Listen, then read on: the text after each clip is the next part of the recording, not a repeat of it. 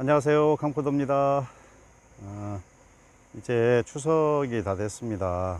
오늘부터 명절 세우시라고 이제 이동하시고 고향에 도착하신 분도 계실 건데, 올해 샤인머스켓 값이 사실 공두밭을 쳤죠.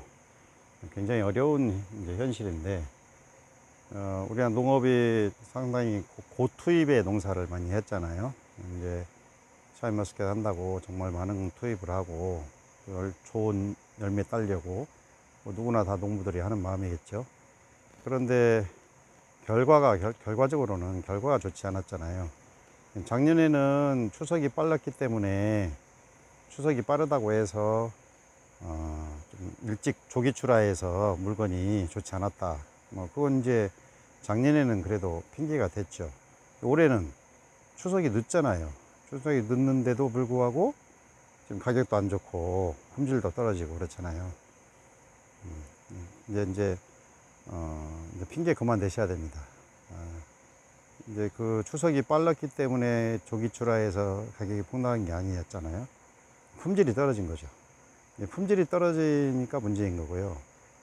품질이 좋았다면은 수출하면 되잖아요. 수출을 못해서 난리인데. 수출을 못하니까 지금 문제인 거고요. 수출을 왜 못하냐?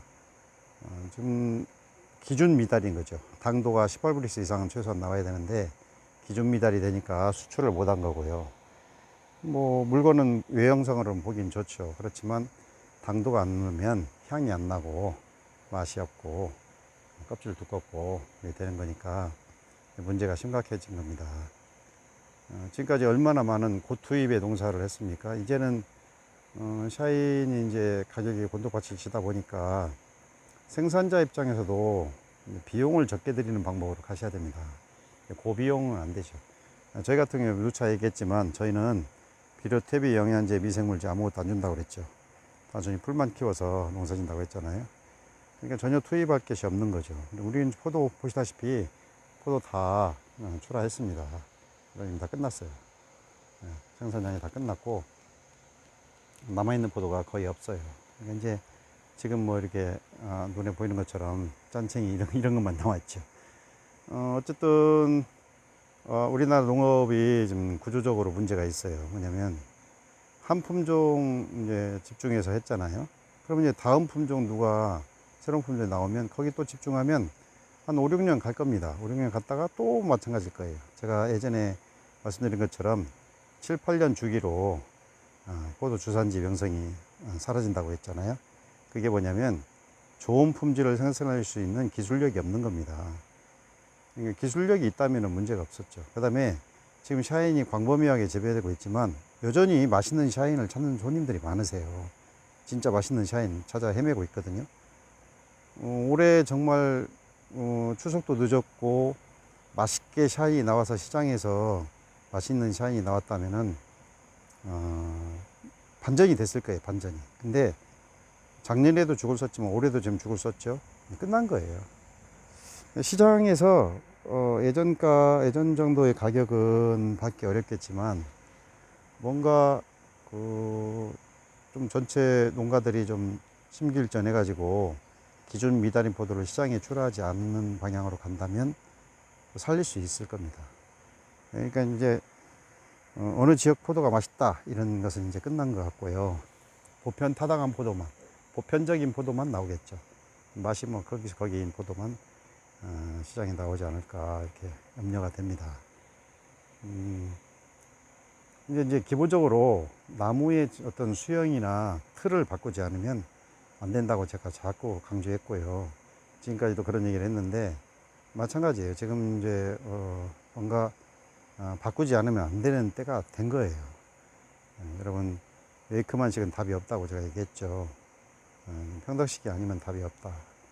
이제 평덕시기도 끝나는 건 아니에요. 그렇지만 웨이크만식보다는 평덕식으로 해놓으면요 나무가 알아서 50%는 해요. 그러니까 50%는 먹고 가는 겁니다. 그러니까 평덕식 해야 된다고 하는 겁니다. 물론 어려움은 있어요.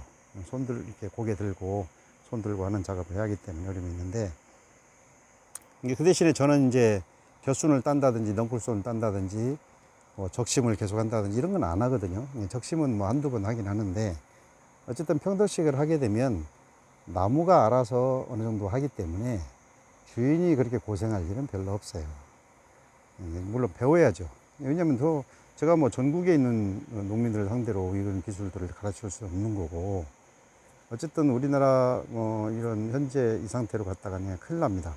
지금 새로운 품종들 많이 도입해서 뭐 요즘 뭐 방송에 많이 나오던데, 글쎄요. 저는 이제 글쎄요라고 물음표를 던지는 사람이고요. 근본적으로는 어떻게 하면 포도가 나무에서 익는지를 모르는 거잖아요. 그걸 모르는데 다른 품종 하면 2, 3년 반짝고 또 말겠죠. 그러니까 이제 심각한 겁니다.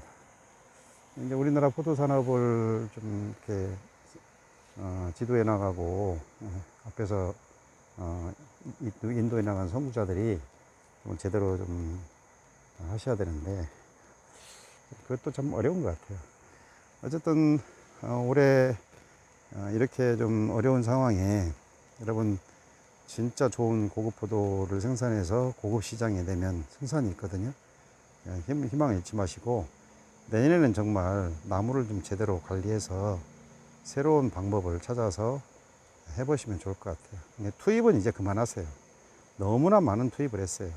투입 그만하시고 한번 여러분 그냥 방치 한번 해보세요. 그냥 방치한다 싶을 정도로 한번 해보시라고. 그래도 되니까.